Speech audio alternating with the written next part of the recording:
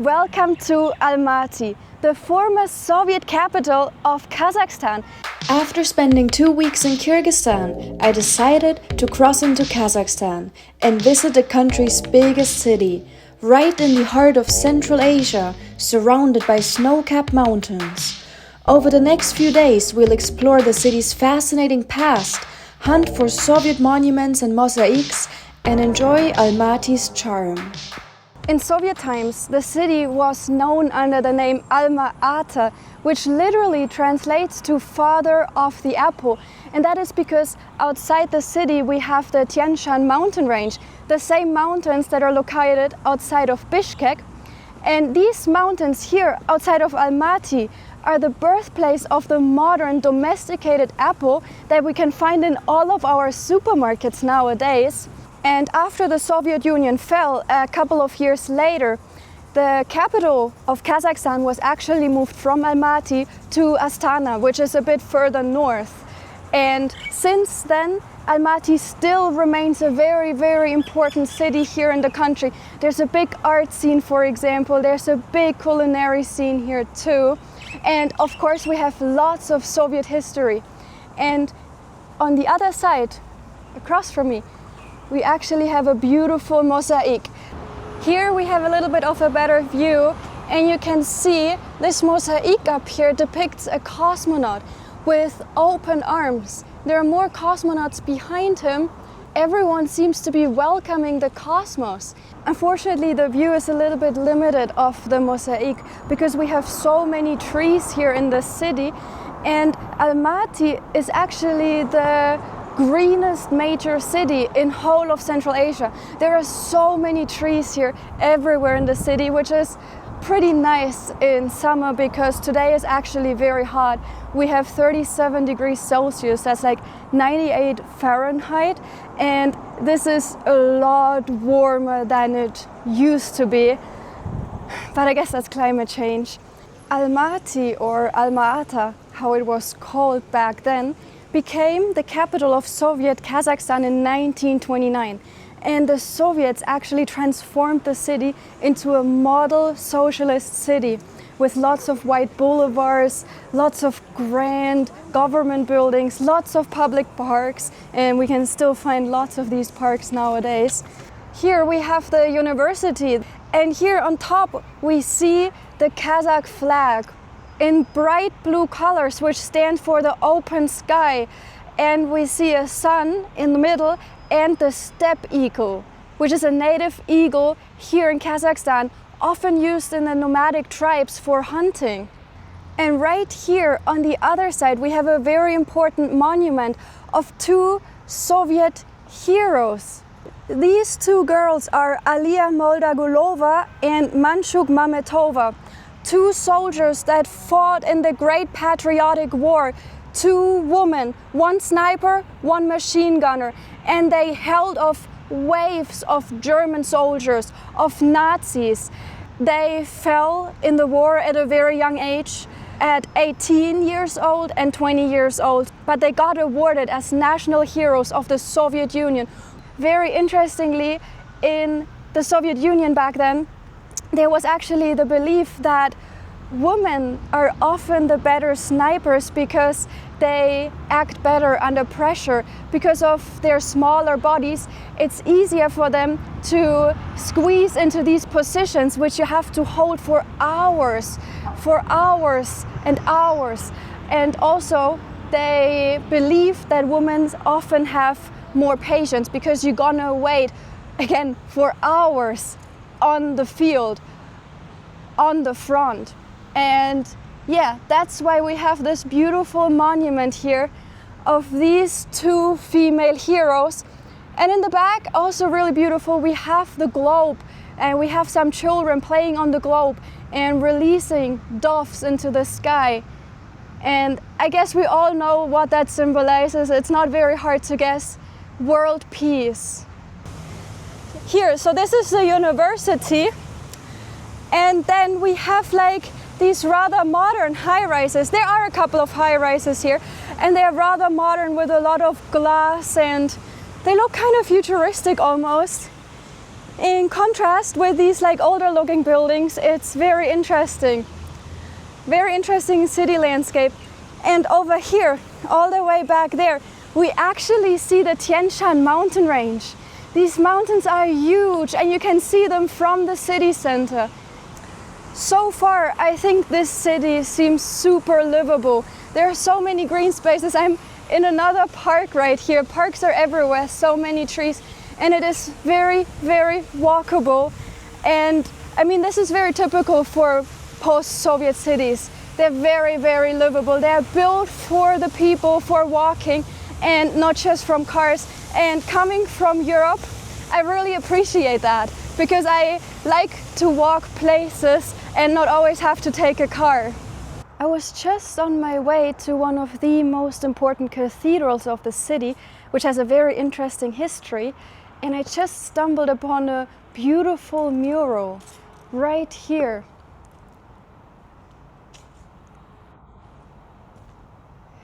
So here, up here in the corner, we have a lady holding an apple because, as I told you, this is the birthplace of apples. And we also have the arts. We have another woman that plays the violin. We have a guy with a book, poetry. We have another one working in the fields. We have the crops down here. I hope you can see it in the sun. The crops right down here. Very, very typical for Soviet murals. This is absolutely beautiful. This is such a random find. I really didn't know that this was here. Beautiful. So I'm happy I could show you. And just listen how quiet these streets are and how green they are, how many trees there are here behind me. And we're in the middle of the city, in the middle of Almaty, and it's so peaceful here. Here we are, the cathedral I wanted to show you, the Ascension Cathedral, also called Senkov Cathedral because it was built by the Russian architect Senkov. And very interestingly, this whole church is made out of wood, but it doesn't use a single nail. It was built from 1904 until 1907. So it is like more than 100 years old, almost 120 years. And if we think about the fact that there are so many earthquakes here in the region, it is actually very impressive to me that this church survived for such a long time and it doesn't use a single nail. And it is actually nowadays one of the tallest wooden structures, tallest wooden buildings in the world. And you might ask yourself, what happened to it during Soviet times? Because religion was heavily suppressed during Soviet times. And as you can see, they didn't destroy the church, no. It was used as museums and as concert halls, so the Soviets had use for it. And after the Soviet Union fell and Kazakhstan became independent, it was transformed to an Eastern Orthodox church again. And it still stands here, so all the icons and stuff in there were restored after the Soviet Union fell. And nowadays we can see this beautiful church here.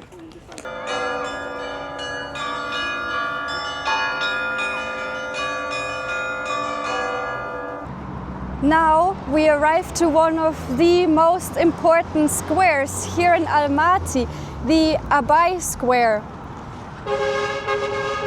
And right here we can see the statue of Abai, who was a Kazakh philosopher, poet, and also a cultural reformist. You could almost call him like the Shakespeare of Kazakhstan. And this square here was actually built during the Soviet Union. And this is a very rare example that the Soviet Union approved that there was a statue erected of a national hero, of a Kazakh national hero. This didn't happen that often in the Soviet Union. And this very modern looking building here in the back, you might guess this is the former Palace of Culture.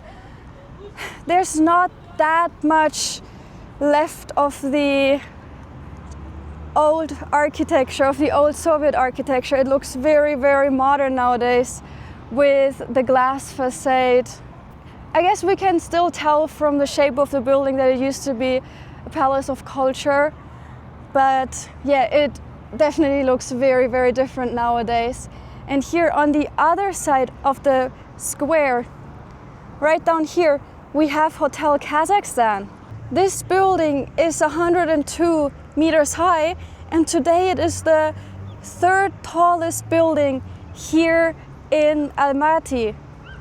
So you see, compared to other cities in Russia, for example, or in the West, especially in the United States, there are not that many high-rise buildings here. And here we have one of Almaty's first modernist buildings built during the Soviet era in 1968. And also here you see the Soviet era car with all the apples, which are so typical for Almaty here. So now, this is a cinema, the Arman Cinema, but that's not what I want to show you. I want to show you some of the Soviet reliefs on the outside. Here, up here, in front of the Phuket, Thailand themed bar, we have this beautiful relief. And this one up here shows the October Revolution, which actually didn't even happen in October, but rather in November. But yeah, very, very important event in Soviet history when the Bolsheviks, led by Lenin, took power. And what I also want to mention is we have this impressive relief up here from the October Revolution, and Lenin would have surely been really happy to see a Burger King right down here. So in this cinema nowadays we have a fake red light district from Thailand themed bar, we have a Burger King, and we also have a Starbucks right here.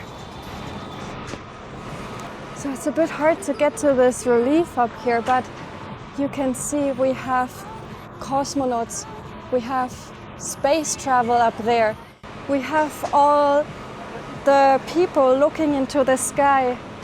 So this relief here, which unfortunately we can't see very well because of the big Christmas tree in front, but this relief depicts science and the achievements of the Soviet Union, progress.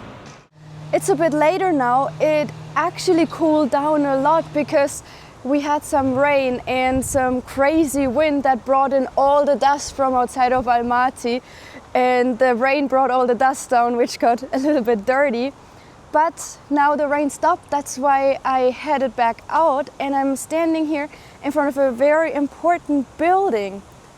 I'm standing here in front of the old wedding palace, a building that you could find in every major city back in Soviet times. And we have an absolutely beautiful mosaic up here with a freshly married couple, and you can see it is an ethnic Kazakh couple. That is a really beautiful thing about the Soviet Union. They actually displayed the ethnicities of the country in their art, which is really beautiful. And in this building, back in Soviet times, this is where young couples would get married, because usually you would marry at a rather young age back then in Soviet times, in your early 20s. In most Western countries we marry much later nowadays. And it was also kind of expected of you to marry back then. It was expected because marriage was very important, and it was a very important thing not only between the two people that love each other, but also for the state, to strengthen loyalty and of course to keep the population growing. That was a very important goal back then. So I would have probably not have flourished in this society because I do not have any intentions of getting married or having children. But it is a beautiful building. Here we're at the other side, at the front. And this building, it's closed right now from what I read, but usually it is still in use. And over here we have another mosaic. This one, as you can see, is a modern mosaic though. So that is a modern one.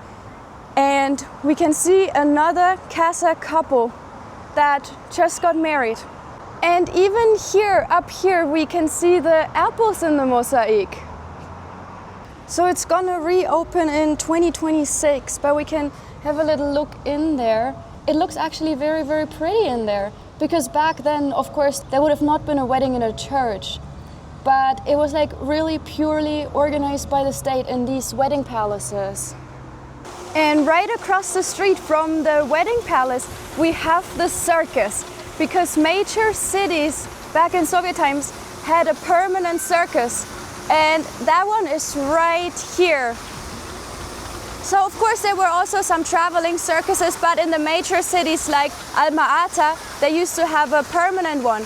And in contrast to Western circuses, it focused less on the showbiz, but more on technical skills. Because discipline and physical excellence was very highly valued back in the Soviet Union. People were rather fit. But of course it was like heavily regulated by the state. And right over here, what I want to show you is this like beautiful statue of a snow leopard jumping through a ring of fire. Snow leopards, a very endangered species. They live right here outside of Almaty in the mountains. Also in Kyrgyzstan, it's snow leopard territory. And they're actually my favorite animal. They're so rare, they're so hard to see because they really blind into the nature. Their camouflage is like perfect. It's not easy to spot them, and also unfortunately there are not many left nowadays. I'm back here in the Panfilov Park, the park with a cathedral that doesn't use a single nail, because I forgot to show you a very important memorial, maybe the most important memorial of Almaty. It's right here behind me. This is a memorial to the 28 guardsmen of Panfilov. According to history, back in the Second World War, there were 28 guardsmen that delayed the advance of the Nazis into Moscow. And they all fell in the war, but they played an important part in the war, in delaying the advance of Germany. And that's why they got this memorial right here. And we also have an eternal flame that's burning right over there. Though I want to mention that it came out later that they actually didn't fall in the war. Some of them actually survived, and a lot of locals got pretty upset that this myth was uncovered. But I guess their wives and their children and their friends and their mothers, they probably would have been really happy to have their men back and that they didn't fall in the war. So yeah, this whole square is pretty impressive. We have some more memorials here on the side. 1941 to 1945, the Great Patriotic War. It's really impressive. They made a huge memorial over here. We've seen a lot of things here in Almaty. It is a really, really livable city. I am so surprised. The city is so green. There's so many playgrounds for children, so many parks, so many spaces where you can just hang out with your friends. The quality of life here in Almaty is really, really high. It's so walkable, and yeah, I really like the city. I had a really good time. Now it is time to head on to my next destination, Shymkent. I'm here at the train station, and today I'm gonna take a 12-hour overnight train to Shymkent. And I hope you're gonna join me on that journey, and I hope to see you again next time in my next video. Bye bye!